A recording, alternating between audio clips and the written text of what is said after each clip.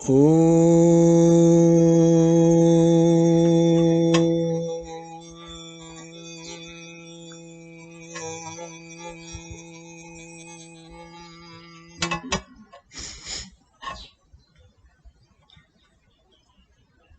नमस्कार मित्रों।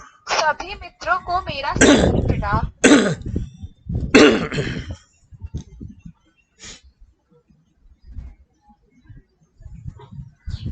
हेलो हाँ बोलो। जी, मैं प्रश्न बोलती हाँ हूँ। बोलो। जी, सभी सभी मित्रों को मेरा सादर प्रणाम। आप सबका स्वागत है। गुरुजी, मेरा सौभाग्य है कि आपने मुझे अपनी पारस्पर में चरणों में बैठने का अवसर दिया। आज का मेरा प्रश्न यह है कि आप विज्ञान क्षेत्र में कुछ पुस्तकों को लिखने वाले हैं, जिसमें से एक विषय है सोच का वशीकरण, आर्टिफिशियल इंटेलिजेंस। तो इस विषय में आप मनुष्य की सोच को केंद्र में रख इसे विस्तार कर आप लिखोगे। किस प्रकार मनुष्य के सोच का वशीकरण हो रहा है, कृपया कर इसे विस्तार पूर्वक समझाएं।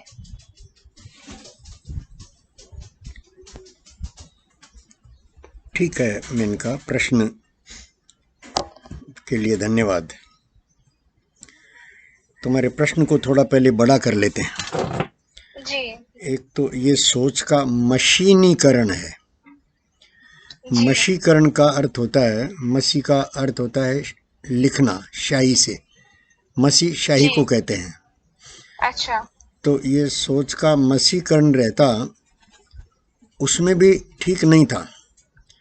सोच जो है वो व्यवहार में आनी चाहिए, और वास्तव में जैसा आदमी सोचता है वैसा ही उसका आचरण जाने अनजाने बनता है।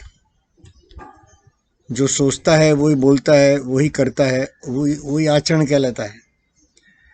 तो अब तक परंपरा में सोच का मशीकरण चला, खूब चला। अभी भी व्हाट्सएप वगैरह पर जो चलता है वो मशीकरण है। लिखने का नया तरीका आ गया, इलेक्ट्रॉनिक, और लिखते हैं और इलेक्ट्रॉनिकली जल्दी पहुंचता है। ये अच्छा है। ये शुरू में ताड़ पत्रों पर लिखा करते थे और उनको लंबे समय तक संभालना कठिन होता था, शिष्य दर शिष्य, पीढ़ी दर पीढ़ी। तो बहुत सीमित लोगों तक ही उपलब्ध थी ज्ञान राशि। चाइना में कागज़ का आविष्कार हुआ, कब हुआ ये तुम देख लेना, गूगल बता देगा। उसके बाद में प्रिंटिंग के अलग अलग टेक्नोलॉजी, प्रिंटिंग जो है वो अनेक चरणों में और होते हुए आज इतनी सहज हो गई है कि हम अपने घरों में और छोटा बड़ा सब प्रिंट कर पाते हैं। लेकिन सोच का मशीनीकरण जब मैं कहता हूँ, तब एक और खतरनाक और नई बात हुई। सोच का मशीनीकरण मतलब सोच ने आदमी को, आदमी के दिल दिमाग आचरण सबको जकड़ लिया। जैसा सोचता है वैसा आदमी रोबोट की तरह बन गया। बहुत, देखिए मेरे सामने जो नौकर या मेड बोलकर काम करते हैं वो मशीन की तरह काम करते हैं। वो अपने काम को प्यार नहीं करते, बल्कि ये मानते हैं कि हमारी तो किस्मत ही ऐसी है कि हमको यही काम करना पड़ता है। जबकि बात वो नहीं है, सब स्वतंत्र हैं। वास्तव में तो खाने पीने के लिए काम करने की आवश्यकता ही नहीं होनी चाहिए। धरती पर व्यवस्था, जितने आदमी या जितने जीव जंतु हैं, सबके खाने की प्रकृति स्वयं व्यवस्था करती है, स्वयं व्यवस्था करती है। आदमी तो खाली उसको, उस तंत्र को सजाए संवारे आगे बढ़ाए, उसमें विकास की क्रम में अपना सहयोग दे। ये आदमी का काम है, क्योंकि आदमी इस सृष्टि की सर्वोच्च कृति है। आदमी के साथ एक मुश्किल ये हुई कि बाकी सब जीव राशियों से, वनस्पति राशि से, पदार्थों से, इन तीनों इकाइयों से एक अलग विशेषता मानव को मिली है, एक तो कल्पना शक्ति और एक इनबिल्ट स्वतंत्रता। तो ये कल्पना शक्ति और कर्म स्वतंत्रता जो आदमी को मिल गई, बाकी सब देखो, कोई शेर, कोई घोड़ा, कोई हाथी, कोई गाय, कोई तोता स्वतंत्र नहीं है। वो अपनी सीमा में ही सारे काम कर सकते हैं। सबके अपने अपने ऋतुक्रम है, दिनचर्या है, जन्मना मरना एक क्रम बना हुआ है, और जन्म से लेकर मृत्यु तक वो पूरी सृष्टि के चक्र में सहयोगी बनते हैं, अपनी मर्यादा में रह करके और अपने से बड़ी इकाई में सहयोग करते रहते हैं। सहयोग करते रहते हैं, वो सहयोग करते रहते हैं। बस मानव एक अपनी कल्पना शक्ति और कर्म स्वतंत्रता के कारण वो पूरी प्रकृति को अपने वश में करना चाहता है, अपनी मर्जी के अनुसार चलाना चाहता है। गर्मी का मौसम है तो गर्मी के मौसम से दोस्ती करके नहीं जिएगा। गर्मी का मौसम है तो प्रकृति ने खसखस की टाटियाँ दी है। खसखस की टाटी को गीला करके बैठने से सुगंध भी आती है, हवाएं भी ठंडी हो जाती है और बहुत स्वास्थ्यवर्धक रहती है। ये वह प्रकृति के साथ जीना। इसके बजाय वो पसंद करते हैं ये एसी लगाना। ये प्रकृति विरुद्ध कार्य है। एसी कमरे को तो ठंडा करेगी, बाकी सारे परिवेश को जहरीला भी करेगी, गर्म भी करेगी। फ्रिज जो है उसका एक हिस्सा, पिछला हिस्सा एकदम गर्म रहता है, और उसके भीतर जो है वो जिन गैसों से और खाने को या ठंडा रखा जाए। खाने के लिए फ्रिज बना ही नहीं। अभी फ्रिज में खाली खाने को ठंडा बासी कर करके और वो ही नौकरों को दिया जाता है। मालिक ने रोबोट की तरह मान लिया कि मैं मालिक हूँ। किसने दी भाई उसको मालकियत? किसी को ठप्पा लिख कर दिया कि इस मकान ने कहा कि तुम मेरे मालिक हो? मकान तो नहीं बोलता है, बल्कि मकान तो संकेत देता है सीधा, कल तक मेरे पिता का था ये सारी संपत्ति, पिता गए, अब कही जाती है कि मेरी है। मैं इस भ्रम में कभी नहीं पड़ा जी। कहा जाता है कि मेरी है, मेरे नाम से चलती है, मैं चेक साइन करता हूँ तो बात आगे बढ़ती है, कंपनियाँ मेरी है, ये यश प्रतिष्ठा मेरी है। ना जी ना। लेकिन मान लिया आदमी ने, और फिर अब जैसे तुम मेरे पास आई हो, मान लो शिष्यवत, तो मेरी ये कोशिश रहेगी तुम मेरी तरह सोचो, जैसा मैं कहता हूँ वैसा करो, नौकर बनो मेरी, रोबोट बनो। ये है सोच का मशीनीकरण। इस सोच से, जैसे सोच का मशीनीकरण ये है कि नौकरी करेंगे तो पैसा मिलेगा, और सरकारी नौकरी मिल गई तो हमारा पूरा जीवन सुरक्षित हो गया। नहीं होता पूरा जीवन सुरक्षित। अरे कोरोना आ गया ना, अब हो जाओ सुरक्षित। नौकरी तुम्हारी सरकारी है, बड़े से बड़ा पद पा लिया, खूब पैसा भी है। अब कोरोना दिखता भी नहीं है, छोटा सा वायरस है, कर दिया ना लाचार। तुम्हारी मर्जी चलती है, घर में बंद कर दिया। तो प्रकृति का नियम यह है कि प्रकृति अपने ढंग से, अपने नियमों से चलती है। मानव के लिए उचित ये होता कि प्रकृति के नियमों को समझकर, प्रकृति को माँ मानकर, जैसे माँ का बात बच्चा सुनता है, करता है, नहीं करता तो माँ थप्पड़ मार के करा लेती है। माँ छोटे बच्चे को थप्पड़ मारती है, प्यार भी करती है। ये प्रकृति का थप्पड़ है। कोरोना जो आया है, ये प्रकृति प्यार भी करने को तैयार बैठी है, तैयार बैठी है। एक थप्पड़ खा करके तुम थोड़ा सा, और पिछले वर्ष मार्च से लेकर के और मान लो जून जुलाई तक संभले, क्या संभले कि प्रकृति मुस्कुरा दी, और मुस्कुरा करके लाड करने लगी अपने बच्चों को। पूरी दुनिया भर के बच्चों को छोड़ दिया था, उसको ढील दे दी थी प्रकृति ने खुद। लेकिन मानव फिर से वही घोड़े, वही मैदान, फिर से वही सड़कों पर प्रदूषण फैलाने लगा, फिर से वही सोच का मशीनीकरण, रोबोट की तरह व्यवहार करना। स्कूलों ने फिर वही लूटपाट शुरू कर दी, अस्पतालों ने फिर वही शोषण शुरू कर दिया।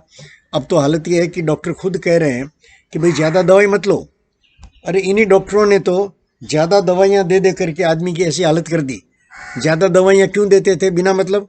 क्योंकि उसमें उनका कमीशन बनता था, पैसा बनता था, उनका बैंक बैलेंस बनता था। ये सारा का सारा सब खुला है, डॉक्टर भी जानते हैं, दवाई बनाने वाले जानते हैं। पूरा तंत्र वैसा बन गया, पूरा तंत्र शोषण पर आधारित हो गया। पैसे ने गुलाम बना लिया आदमी को। यह है सोच के मशीनीकरण का फल। अरे पैसा आदमी ने बनाया और पैसा आदमी का गुलाम बन गया?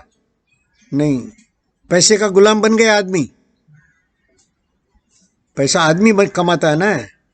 जी। और इसीलिए इस उम्र में मैं स्वावलंबन की तरफ कोशिश करने के क्रम में, जब कल मैंने तुमसे कहा कि मेरी कठोपनिषद की कक्षा शुरू करो, तुम लोग कर सकते हो, तो तुमने बड़ा एक अजीब सा शंका खड़ी कर दी कि क्या मैं निभा सकूंगा। तुमको भरोसा ही नहीं हुआ कि अगर मैंने एक बार कमिट कर दिया, अगर मैंने एक बार कह दिया कि हाँ क्लास चल जाएगी, जब तक कठोपनिषद पूरा नहीं होगा तब तक मैं चला लूँगा। लेकिन फिर से तुम्हारा शंकाग्रस्त आया तो मैंने भी उसको स्वीकार किया। मेरे आसपास जो संकेत मिलते हैं, मुझे फूल भी कहते हैं, तो मैं उसको स्वीकार करता हूँ। और मैंने उसको, तुम्हारे उस आशंका को मैंने अपने ऊपर लिया। और अब मैं आज सुबह ही मैंने पहले कमल को फ़ोन करके कहा कि भाई मेरा कोई भरोसा नहीं है, और अब मैं जो बोलता हूँ मैं ऑनलाइन सीधा बोलूँ तो सुविधा रहेगी तुम लोगों को भी।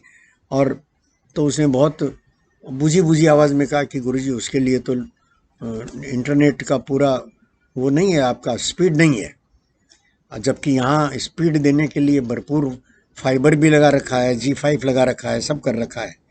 लेकिन अभी अगर कमल कहता है कि वो स्पीड नहीं है तो मैं मानता हूँ कि स्पीड नहीं है। इसलिए मैंने कैमरा शुरू किया है, ऑन किया है, और उसी विधा से, और बाकी का काम तुम लोग करो।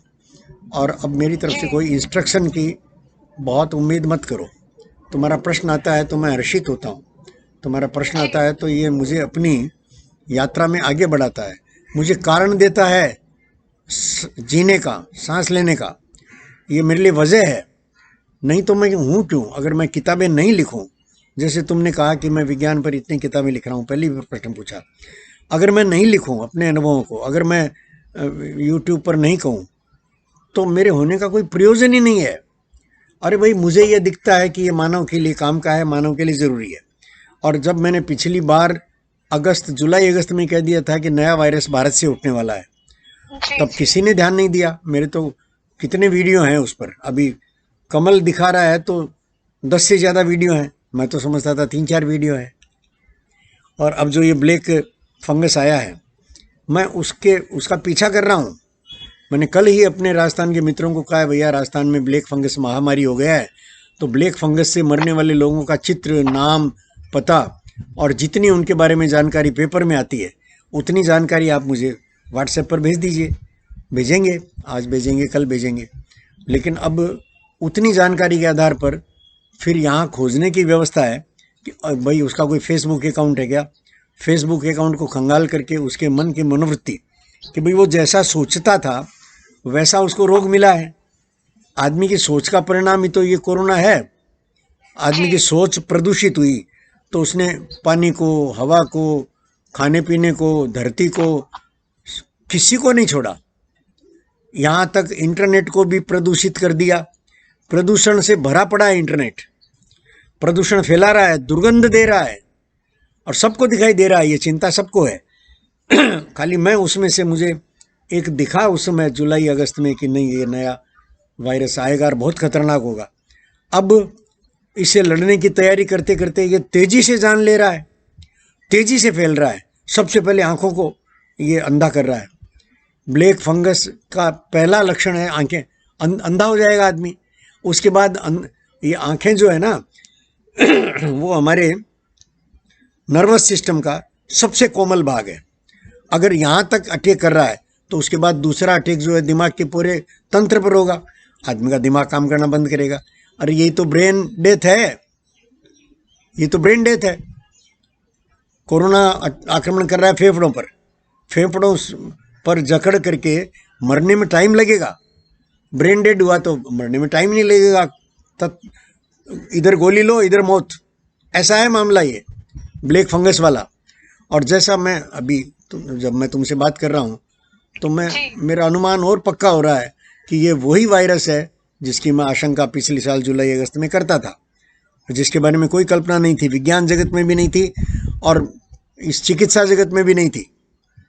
कोरोना कोई सबसे बड़ी बीमारी मान बैठे दुनिया की, जबकि ये साफ दिखता था कोरोना से बड़ी बीमारी आएगा, कोरोना से ही संभल जाओ, तो ये नहीं आता। अगर आदमी कोरोना से ही अपने जीने का, सोचने का ढंग बदल लेता तो ये नहीं आता। आदमी सोचने का ढंग बदलने का अर्थ क्या है कि जो दिखता है वो कहना, जो सामने वाला आदमी क्या सोचेगा, क्या समझेगा, क्या बुरा मानेगा, क्या भला मानेगा, अरे ये उसको सोचने दो ना, उसकी स्वतंत्रता है। तुम तो जो तुमको दिखता है वो कहो ना। तुमको जी। ये दिखता है कि मेरे चरित्र में ये दोष है तो कहो ना। नहीं कहेंगे, कहेंगे नहीं, कहेंगे नहीं कि नहीं ये कैसे कह सकते हैं, कितनी सारे बंधनों में जकड़े हुए। अरे आप कहोगे तो मैं खोजूंगा अपने भीतर, या तो मुझे दोष दिखाई देगा तो दोष हट जाएगा, ये व्यवस्था है। ये दोष दिखाई देते ही हट जाता है। जैसे चोर, मालिक जागते ही चोर भाग जाता है भाई। चोर के पांव कच्चे होते हैं, दोस्त तो चोर की तरह है, दिखते ही भाग जाता है। लेकिन व्यवस्था ऐसी है कि दिखते ही नहीं भागना चाहिए, बल्कि जिसने बताया है, अंदर से सूचना दी है कि ये दोष है, अंदर से सूचना दी है कि सर दर्द हो रहा है, आपके पेट में कुछ ना कुछ गड़बड़ है, उसके देख लो, चिकित्सा कर लो। हम क्या करते हैं, गोली खाते हैं कि जो सूचना देने वाला कर्मचारी है उसी को गोली मार देते हैं। जा साले परेशान कर रहा है मेरे को, मैं बिजी हूँ भी। अरे तुम बिजी हो इसलिए तुमको बीमारी आई है, ये मत रहो तुम बिजी। ये कह रहा है वो सर दर्द, सर दर्द कह रहा है सो माँ की गोद में। माँ थोड़ा प्यार से सर पर हाथ फिराएगी, थोड़ा प्यार जताएगी, माँ को भी खुशी होगी। ये जीने का ढंग है। माँ का, बहन का, पत्नी का माथे पर, सर पर, बदन पर हाथ लो, उससे प्यार पाओ और प्यार दो। प्यार मिलेगा तो प्यार दोगे, ये नियम है। हमको वो समय नहीं है हम डॉक्टर के पास जाएंगे, दवा लेकर आएंगे। अरे क्यों डॉक्टर के पास जा रहे हो, लुटेरा है वो। कोई सी भी सारी व्यवस्था, चाहे रामदेव जी बैठे हो या फालतू, मुझे 2.5 साल हो गए और आयुर्वेदिक दवा खाते हुए, और 2.5 साल बाद मैंने बीच में भी 2-3 बार कहा, देखिए मैं जिस बीमारी से आपके पास आया, बताया, और कोई मुझे बीमारी नहीं है, उसमें कोई फर्क नहीं है। आयुर्वेद का बहुत अच्छा डॉक्टर है, बहुत अच्छा मेरा मित्र है। हर बार किसी बार नहीं सुना, इस बार मैंने कह दिया मैं बंद कर रहा हूँ आपकी दवाई। तो उसने मेरे को रिक्वेस्ट किया, उम्र में बड़ा हूं ना मैं उससे, आदर जी। करता है, मेरी किताब में पढ़ी है उसने, तो आदर करता है कि नहीं साधक जी प्लीज़ हमको 2 महीने का समय और दीजिए, कोरोना का ये जो पेंडेमिक है वो थोड़ा हो पूरा, मैं आ रहा हूँ, और आपने मुझे बताया तो मेरे लिए चांस मिला कि मैं नया खोजूं। अब मैं उसको कह रहा हूँ कि अगर तुमको मैंने चांस दिया तो तुम उसकी कीमत दो, तुम कम से कम मेरे से दवा के पैसे मत लो। और ये टोकन है, तुम नहीं लोगे पैसे तो इसका मतलब ये नहीं है कि मैं बिना पैसे दिए दवाई खा लूंगा। मुझ में बुद्धि है, लेकिन तुम तो अपना दिखाओ, तुम्हारी व्यवस्था को देखो, तंत्र को देखो, तुमको कितना तुम पर उपकार किया मैंने तुमको ये बताया कि तुम्हारी दवा काम नहीं कर रही है, तो और तुम मेरे से ही दवाई के पैसे ले रहे हो। यह है तंत्र, यह है मशीनीकरण सोच का, यह है मशीनीकरण का परिणाम कि हमने पूरे के पूरे मानव को एकदम रोबोट बना दिया। और रोबोट कैसा बना दिया, जो अपना ही नुकसान कर रहा है। ये रोबोट अपना ही नुकसान कर रहा है। फिल्म देख लो, रोबोट 1 देख लो, 2.0 देख लो, रोबोट मानव को ही खत्म कर रहा है। धरती को बचाने के लिए मानव को खत्म करना पड़ेगा अगर मानव नहीं बदलेगा। ऐसी परिस्थिति में आ गया है मानव। अब मुझसे तुम कितना भी कहो कि गुरुजी ये रोमांटिसिज्म, मुझे कहा कई लोगों ने, और मुझे तुरंत दिखता है कि नहीं, ये रोमांटिसिज्म जो है वो प्रेम का एक प्रकार है। ये मैं एक व्यक्ति को जानता हूँ, मेरा मित्र, हाँ मेरा मित्र, मेरी बेटी ने उसके स्टेज शो का संचालन किया है जब वो 80 वर्ष का था, 80 से ऊपर हो गया था, आदरणीय देवानंद साहब। तो देवानंद साहब जितना तारीफ मेरी बेटी करती थी, मेरी बेटी जो है, अरे कितनी चौथी पीढ़ी में है उसके, और मेरी बेटी तारीफ संचालन में बहुत अच्छी है, उसकी आवाज़ में वो लहक है, लचक है, कमांड है उसका मंच पर। उसने जिन शब्दों में तारीफ की, ओ मैंने देवानंद साहब के वहीं स्टेज पर बैठे हुए अंदर से खिलते हुए देखा।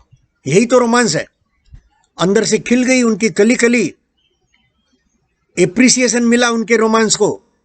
मेरी बेटी के हाथों मैं देवानंद साहब के बेटे के जैसा हूँ। मैं जब से देवानंद साहब की फिल्में देख रहा हूँ, और मैं दीवाना हूँ उनके रोमांटिसिज्म का। अच्छा, मैं दीवाना हूँ इसका मतलब मैंने उनकी मेरी रोमांटिसिज्म उनके कहे नहीं आई है।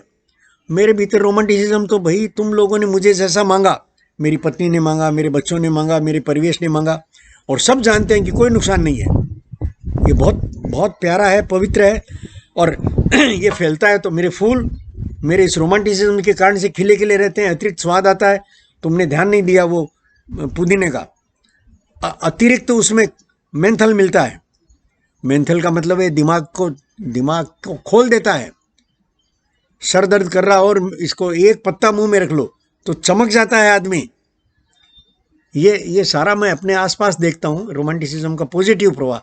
खाली आदमी है जिसने ये पकड़ लिया कि नहीं, आपका प्यार तो खाली हमको मिलना चाहिए। क्यों मिलना चाहिए तुमको? क्यों तुमको अकेले मिलना चाहिए? पूरी सृष्टि अधिकारी है। ये पूरी सृष्टि का योगदान है मेरे इस जीवन को चलाने में। पूरी सृष्टि से पाया है मैंने। ये जो जीवन इकाई है वो पूरी सृष्टि से जो मुझे मिला है वो मैं दे रहा हूँ, एहसान नहीं कर रहा हूँ। और तुमने बना लिया। अरे तुम शरीर को पाल रहे हो, शरीर की सीमा तक रहो, शरीर की सीमा तक रहो, उतनी दूर मेरी मर्यादा है। मैं शरीर की सीमा, अरे नैतिक नियम शरीर पर है, सोच पर नहीं है। सृष्टि ने सोच पर कोई आपत्ति नहीं लगाई। इस सृष्टि के नियमों में आदमी गलत भी सोचता है तो सृष्टि उसको स्वतंत्रता देती है कि भैया तुम करके देख लो, दुख पाओगे, तुम करके देख लो, दुख पाओगे। और जिन्होंने करके देखा वो सब दुख पा रहे हैं। कोरोना सबको परेशान कर रहा है, दिखता नहीं है। अब कोरोना की भी दवाई लेंगे और मुझे भी अभी भी बदलने के लिए प्रयत्न लगा ही हुआ है। अच्छा, दवाई दे देकर ठीक करेंगे और फिर वही मेरी सोच पर पाबंदी। अरे मुझे ठीक क्यों करते हो? अगर सोच पर पाबंदी लगाना है तो मुझे नहीं जीना। मेरे जीने का प्रयोजन ही यह है कि मुझे कोई प्रश्न पूछे मैं उत्तर दूं। मैं किसी के तो काम आया, मैं किसी के तो काम आया, और कोई इसे सुनेगा और कुछ समझेगा। सब लोग ऐसे ही खुश होते हैं, ऐसे ही जीते हैं भाई। आदमी अपने प्रयोजन से जीता है। सबके मन में ये सोच का जो मशीनीकरण है ये हमको कहता है कि नहीं, नौकरी करो। कोई नौकर नहीं बनना चाहता, कोई नौकर नहीं बनना चाहता। अरे नौकर बनने की व्यवस्था नहीं है तो मालिक बनने की भी व्यवस्था नहीं है। मालिक एक ही है, वो ऊपर जो बैठा है वही है मालिक, वही रहेगा मालिक। अरे धनपति वो है विष्णु, लक्ष्मी तुम्हारी माँ है। तुम लक्ष्मी को भोग्या बनाना चाहते हो। लक्ष्मी का उपयोग करके अपराध पर अपराध किए जा रहे हो। पूरी दुनिया अपराधों से भर गई। पैसा जो है वो ज़्यादा आजकल हथियारों में लगता है और इसमें ड्रग्स में लगता है। ये सोच के मशीनीकरण का फल है। हथियारों को बढ़ा करके कहते हैं हमको विश्व में शांति चाहिए। अरे तुम पागल समझ रहे हो आम आदमी को? तुमने मशीनीकरण, मशीन बना करके खरीद लिया उसको। वो दिखता नहीं है कि इतने हथियार बढ़ाओगे और फिर शांति चाहोगे। तुमसे होड़ अमेरिका और रसिया होड़ करेगा तो भारत नहीं आएगा उस होड़ में। भारत भी आएगा, चाइना भी आएगा, इजराइल आएगा। इजराइल हमास में जो चल रहा है, हमास इजराइल एक दूसरे के खिलाफ नए से नए उपकरण पैदा कर रहे हैं। और देखो हमास जो है ना वो इजराइल का ही एक हिस्सा है। जैसे भारत के अंदर बंगाल, अब बंगाल के अंदर जो ये मुसलमान और ममता बनर्जी और ये कांग्रेस के चट्टे बट्टे, वो अपने आप की अलग इकाई बना करके चलेगा। भारत का एक संविधान है और धनखड़ हमारा सर्वोच्च जो नागरिक है उसके विरुद्ध में इतनी गाली गलौज ममता कराती है। टिकेगी ममता? आज शायद ममता को जेल हो जाएगी। आज वो सुनवाई है उनकी तीनों मंत्रियों की कोर्ट में, और वो कोर्ट में बाधा डालेगी और कंटेम्प्ट ऑफ कोर्ट के जुर्म में आज गिरफ्तार हो सकती है ममता। ये देख लो, ममता को मुख्यमंत्री रहते भारत में पहली बार होगा। मुख्यमंत्री पद से हटाने की जरूरत नहीं है। मुख्यमंत्री रहते हुए तुम और जेल जाएगा मुख्यमंत्री तो वहाँ से शासन नहीं चल सकता। तो वो अपनी पार्टी को, क्योंकि तृणमूल मेजोरिटी में है, तो दूसरे को शासन दो। दूसरे को शासन वो अपने भाईपों को ही हाथ में देकर जाएगी। जैसे लालू यादव ने अपनी अनपढ़ पत्नी को, राबड़ी देवी को मुख्यमंत्री बनाया। दिखता नहीं है क्या हमको? और राबड़ी देवी के शासन में बिहार चला तो सब जंगल हो गया, पूरा जंगल राज हो गया। अरे भैया वो रसोई संभाल सकती है, वो बिहार का शासन संभाल सकती है क्या? वो तो अपने जेल में बैठ करके वो अपने जो पदाधिकारी थे, मंत्री थे, माने जो ब्यूरोक्रेट्स चलाते हैं ना शासन, तो उन ब्यूरोक्रेट्स को हाँक करके जैसे तैसे उसने चलाया। अभी वही उसके बेटे दोनों बुद्धि के बजरबट्टू, वो कहते हैं कि नहीं हम करेंगे शासन क्योंकि पब्लिक हमारे साथ है। जैसे पब्लिक यहाँ ममता के साथ है, यही पब्लिक मारेगी ममता को। अरे पब्लिक को ट्रेंड कहाँ किया कि भाई वोट देते हैं, उस वोट की कीमत है। ये ट्रेनिंग तो दी नहीं अब तक। रोबोट बना दिया, रोबोट बना दिया कि बंगाल पर तो बंगाली शासन करेगा। अरे क्या ये मुद्दा है? क्यों इतने छोटे हो गए? बंगाल का रविन्द्रनाथ जो है उसके बनाए गीत हमारे राष्ट्रगीत है। बंकिम चंद्र बंगाल का उसके बनाए राष्ट्रगान है, वंदे मातरम और ये जनगण मन। ये हमारे सर्वोच्च शिखर बैठे हैं, पूरा भारत स्वीकार करता है। और बंगाल जो है इतना छोटा बन गया कि बंगाल की अपनी अस्मिता, बंगाली ही बैठे राज करे। क्यों बंगाली राज करेगा? क्यों कोई गुजरात का आदमी आकर के जो भारत को प्यार करता है, बंगाल को प्यार करता है, शासन नहीं कर सकता यहाँ पर? और यही और रोबोट वाली जैसी सोच सब तरफ फैल गई, सब अपनी अपनी सीमा समझने लगे। अरे आदमी की सीमा है ही नहीं, आदमी की ताकत की, आदमी के प्यार की कोई सीमा नहीं है। प्यार कोई सीमा मानता नहीं है भाई, प्यार कोई सीमा मानता ही नहीं है। अरे फूलों से लगा करके पूरी चांद सितारों तक फैलता नहीं है क्या? प्यार करने वाला गीत में चांद सितारे नहीं लाता क्या? फूल और नहीं लाता क्या? इसका मतलब क्या है? इसका मतलब प्यार जो फूलों से लेकर चांद सितारों तक फैलता है तो बीच में सारे मानव नहीं आएंगे। तुम किसी को प्यार करती हो तो तुम्हारी ठेकेदारी हो गई उस पर कि कोई दूसरे उसको प्यार नहीं करे? कैसे होगा? अरे तुम जिन गुणों से उसको, गुणों को प्यार कर रही हो, ऐसे ही दूसरे भी उसके गुणों से प्यार कर रहे हैं। हाँ, सीमा शरीर के लिए है, वो शरीर तुम्हारे लिए है। वो शरीर से जो भी भोग की क्रियाएं होती है वो तुम तक सीमित रहनी चाहिए। यह है नैतिक नियमों का दायरा। नैतिक नियमों का दायरा जो है वो सोच पर प्रतिबंध कभी नहीं लगा पाया। सृष्टि का नियम है, सोच स्वतंत्र है, इसलिए भारत जो है वो जल्दी से जल्दी कोरोना का टीका और दवाई और प्रोसेस में है। ब्लैक फंगस का भी निकाल लेगा भारत में, इतनी ताकत है। ये मैंने अपने प्रारंभ जुलाई अगस्त के वीडियो में कहा था कि इतनी बड़ी भयंकर बीमारी आएगी, बहुत डरावनी आएगी और अवसर नहीं देगी। इतना सब कहा था मैंने, वो सारे लक्षण मिल रहे हैं, लेकिन और लक्षण मैं मिलाने की कोशिश कर रहा हूँ। और मैं कामना करता हूँ कि यही वो बीमारी हो। इसका इलाज तो हम देख लेंगे। भारत इतना बड़ा है, भारत इतने वर्षों से कितने आघात उसने देखे हैं, इससे बड़ी बड़ी बीमारियां देखी है, हम निकाल लेंगे इलाज। लेकिन अगर मेरी कल्पना थी, मेरा अनुमान था, अगर ये वायरस भी कोरोना का ही विस्तार हुआ, अभी कोरोना का दोस्त है ये, कोरोना का जो केमिकल फॉर्मेशन है और ब्लैक फंगस का जो है वो अलग अलग है।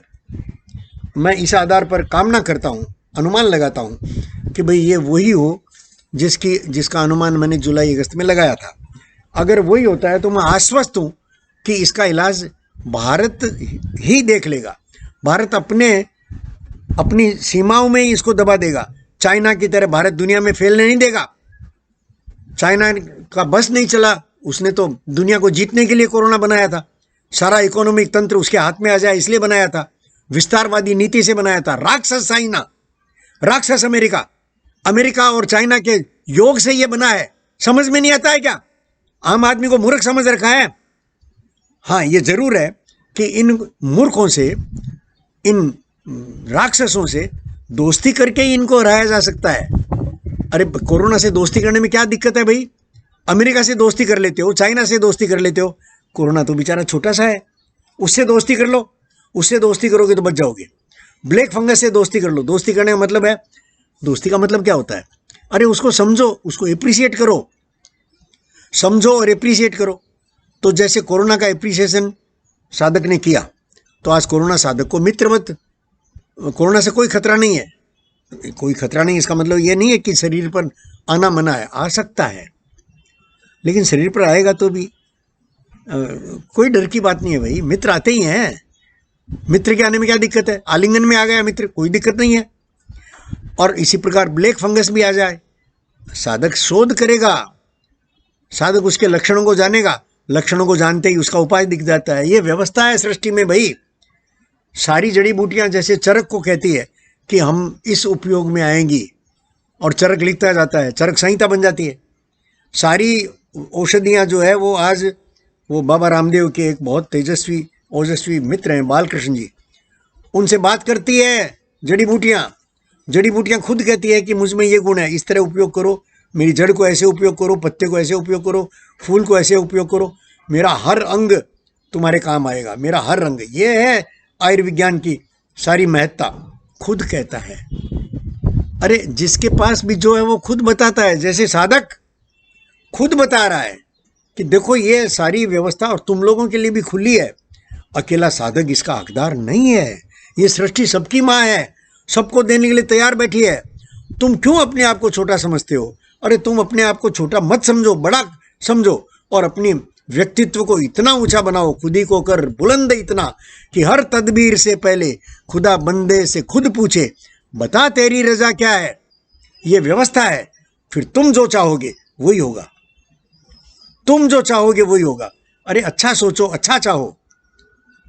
मुझे पहले कोई एक मेरे मित्र आए थे, ज्योतिषी मित्र, उन्होंने गलती से कह दिया, मैं ज्योतिष नहीं जानता भाई। उन्होंने बहुत उत्साह से कह दिया कि 10 साल आपके पास हैं, और मैं 10 साल जीने के लिए किताबों की लिखने की योजना वगैरह सब करता रहा। अब मैं देखता हूँ कि प्रयोजन तो है नहीं, तो मैं 10 साल अपने शरीर को क्यों घसीटूँ भाई? ठीक है 10 साल, अरे मेरी थाली में मुझे कई तरह के पकवान मिले, अगर मैं नहीं पचा सकता हूँ, अगर वो पकवान मेरे काम के नहीं है, तो मैं पहले ही निकाल दूँ ना थाली से। मुझे 10 साल मिले और इस शरीर को चलने के लिए, स्वस्थ रहते हुए, और मैं 10 साल तक तब जीऊँगा जब मेरी किताबें छपे, डिलीवरी हो और ये विचार सब तक पहुँचे। मैं इसीलिए तुम्हारे प्रश्न का स्वागत करता हूँ।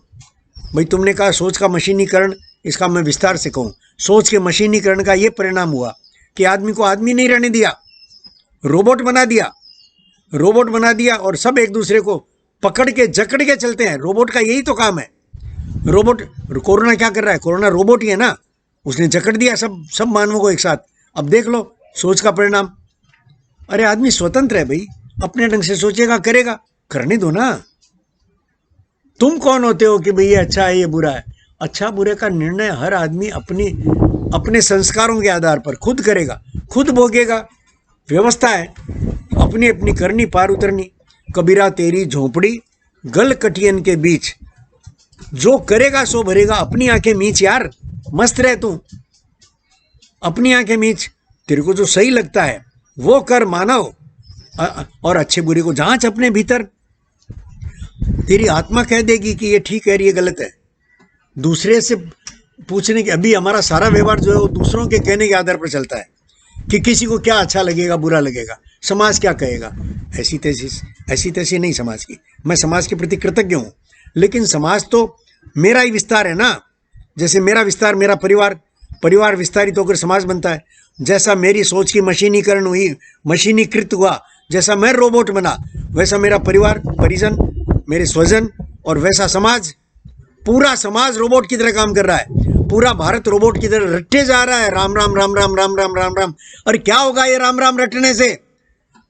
क्या होगा? ओम को रट कर देखो, ओम का स्वर निकाल कर देखो, तुम्हारी आवाज ठीक होती है कि नहीं होती है? तुमने देखा है? इस ओम के सहारे रहो, इस ओम के सहारे। अरे ओम अल्टीमेट है, ओम अल्टीमेट है। छांदोग्य उपनिषद पढ़ो, चाहे क्वांटम पढ़ो, ओम तक ही पहुंचोगे, दूसरा कुछ है ही नहीं। लेकिन यात्रा में जो सहयोग होता है परस्पर, जैसे गुरु शिष्य का सहयोग होता है, जैसे पिता पुत्र का सहयोग होता है, परस्पर सहयोग होता है, पति पत्नी का सहयोग होता है, ये सहयोगात्मक इकाइयां हैं। ये एक दूसरे को दुख देने के लिए नहीं है, सुख देने के लिए है, सुख ही देती हैं। हम तो रोबोट बन गए इसलिए दुख दिए जा रहे हैं, दुख पा रहे हैं और दुख दिए जा रहे हैं। ये व्यापार आपस में हमने खूब चलाया है जी। इससे बाहर निकलो, अपने आप को जांचो, अपने आप को जांच कर अपने भीतर देखो, उत्तर मिलेगा। तुम जो चाहोगे वो होने लगता है, होने लगता है। और अब जब समझ में आ रहा है कि मैं अपनी एक क्लास चलाने के लायक भी नहीं हूँ, उतने दिन भी, और मैं बचूंगा कि नहीं, आशंकाएं खड़ी हो गई। जबकि कोई लक्षण अभी मैंने नहीं दिए हैं। 3 दिन से मेरा बीपी हाई है, उसके अपने कारण है अलग।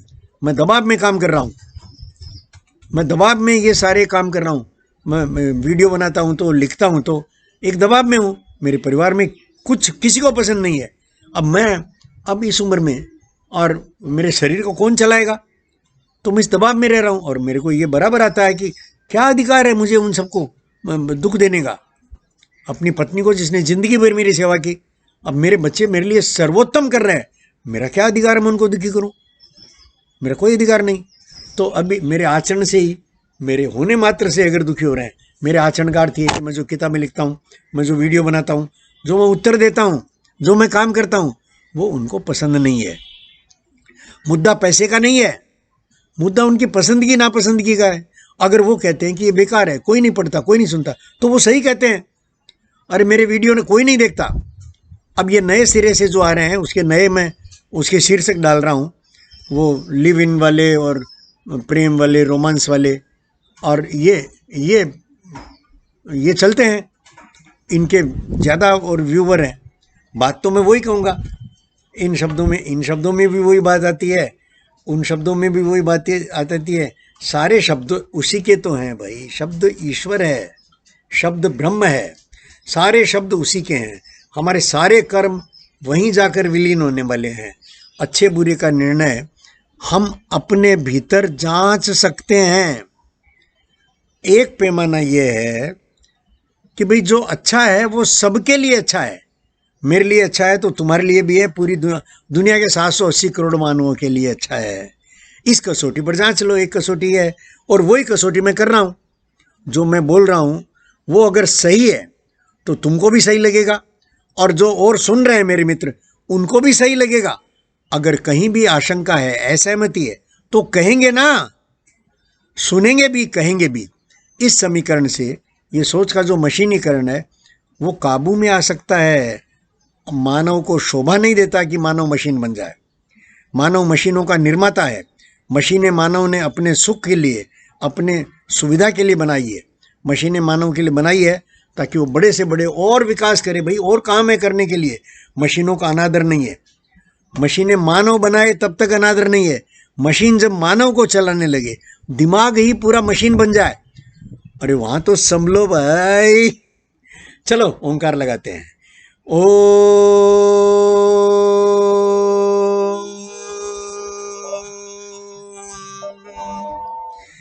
ओ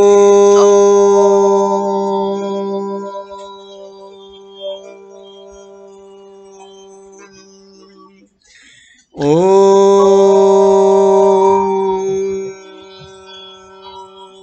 शांति शांति शांति।